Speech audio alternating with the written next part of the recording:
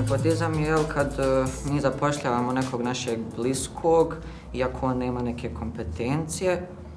Ja smatram da je nepotizam prisutan u svakom društvu, bez obzira koliko mi idealizovali, na primjer, Zapad, s tim da je gore isto također prisutan nepotizam. I uvijek ćemo drugačije gledati, koliko god ljudi to osporavali, uvijek ćemo drugačije gledati na nekog našeg bliskog, što također nije dobra stvar.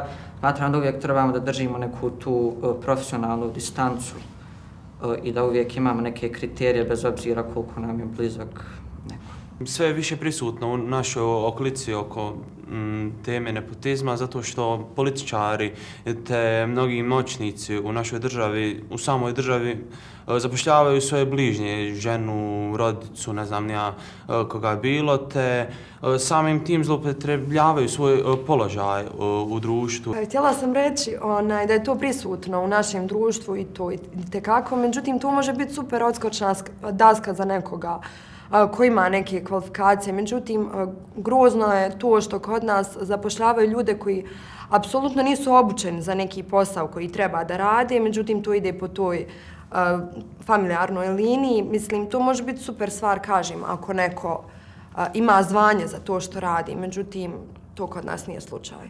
Ne mislim da je to tako dobra stvar zato što ljudi koji su obučeni baš za taj posao nemaju priliku da se iskažu, da se dokažu i bilo šta zbog nekoga zato što je povezan s nekim, znači po toj krvnoj liniji. Ima dosta ljudi koji su visoko obrazovani i samo zato što nemaju tu neku vezu, nemaju mogućnost da pokažu to svoje znanje i također mislim da smo mi narod koji ima taj mentalitet da kada bismo se našli svi u toj nekoj poziciji, kada bismo imali tu neku visoku funkciju, da bi većina nas opet posegnula za tim da zaposli nekog svog bližnjeg, nekog koga poznaje. Nepotizam otvara pitanje nepravde i te etičke komponente, koliko je to u stvari dobro. Naravno da nije dobro jer time ugrožavamo nekoga drugog, nekoga ko ima neke kvalifikacije, onda on može stvoriti u svojoj glavi neku percepciju pesimizma, pa kako ja sad, iako imam kompetencije, iako sam bolji od njega, kako ja sad da uspijem, i onda to za društvo nije dobro. Onda to na neki način truje društvo postaje pesimistično, drugačije gleda na budućnost i svakako takvo društvo teško je progresivno, teško da može napraviti nešto na višem planu. Ima primjera da se mladi ljudi ne javljaju na konkurse za određene poslove iz razloga što pretpostavljaju da postoji taj nepotizam, da će uvijek neko gurnuti nekoga svog. I zato je upravo loše što je više ta riječ nepotizam, mito, korupcija, tri glavne riječi u našem društvu i zbog toga zapravo omladina se sve više demotiviše i zapravo nema neki način da za napretkom, zapravo gube želju za napretkom. Ja želim da kažem da je taj nepotizam u stvari problem svakog društva, bez obzira koliko društvo bilo razvijeno. Jer nekako to gledam kao borbu za egzistencijom, ne samo znači jednog čovjeka, već ta neka borba da kompletnu svoju familiju izvedemo na neki pravi put i da je to u prirodi čovjeka i da se to nikako ne može iskorijeniti. Ja smatram da je zapravo društvo krivo zbog postojanja mita, korupcije, ali i nepotizma, zbog toga što mi vidimo, mi smo svjedoci te nepravde koja se dešava i opet ništa zapravo ne činimo. A nepotizam, da li je on nužno nevaljan, ja ne mislim da je to tako, jer ako su ljudi dovoljno obrazovani, dovoljno stručni, ne mislim samo na ono formalno obrazovanje, već i na neformalno obrazovanje koje je sada u svijetu sve više prisutno, na naš karakter, i ako smo mi dobri i ako smo dakle stručni i pravični, onda nepotizam nije nužno neko zlo.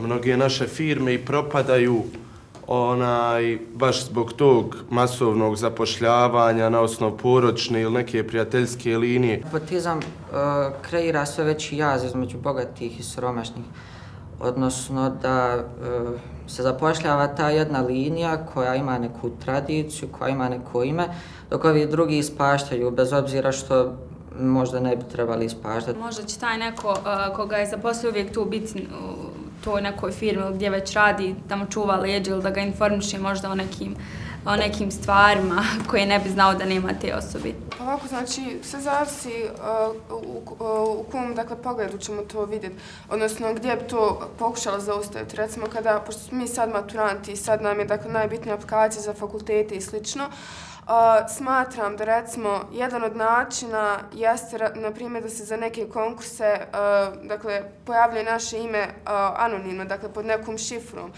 da se ne može reći, aha, to je kćerka od tog i tog ili sin, dakle, da odmah ima tu neku prednost, već samim tim anonimnim načinom će, dakle, imati isto tretiranje te, da kažem, komisije i, dakle, sve će se vrednovati na njihovim stvarnim znanjima i vrijednostima. Ja smatram da jedini način na koji možemo iskorijeniti ili barem umanjiti nepotizam bilo koju vrstu nepravilnosti jeste da se povećaju kazne i da se poboljšaju sredstva detekcije takvih koruptivnih radnji, jer ljudi se odlučuju na takve radnje, na takve ilegalne radnje ili neke koruptivne, zbog toga što imaju priliku, motiv i sistem koji ih neće kazniti i detekciju koja nije vrlo dobra uopšte u njihovom pronalaženju, tako i da ako ih pronađe, neće to biti neka velika kazna.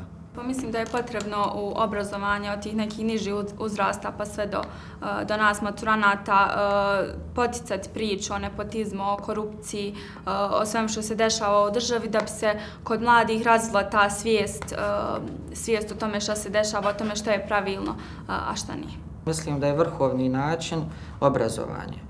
I ne samo da se iskorijeni nepotizam, nego i sve drugi vidovi nepravilnosti u našem društvu. Znači, stalno obrazovanje od najranijih doba pa sve do kraja života. Obrazovanje je jedan proces koji traje cijeli život. I ako smo mi obrazovana osoba, naravno obrazovanjem kreiramo svijest i vlastiti stav, vlastito mišljenje, naravno da ćemo na nepotizam gledati kao nešto nemoralno, kao nešto neetično.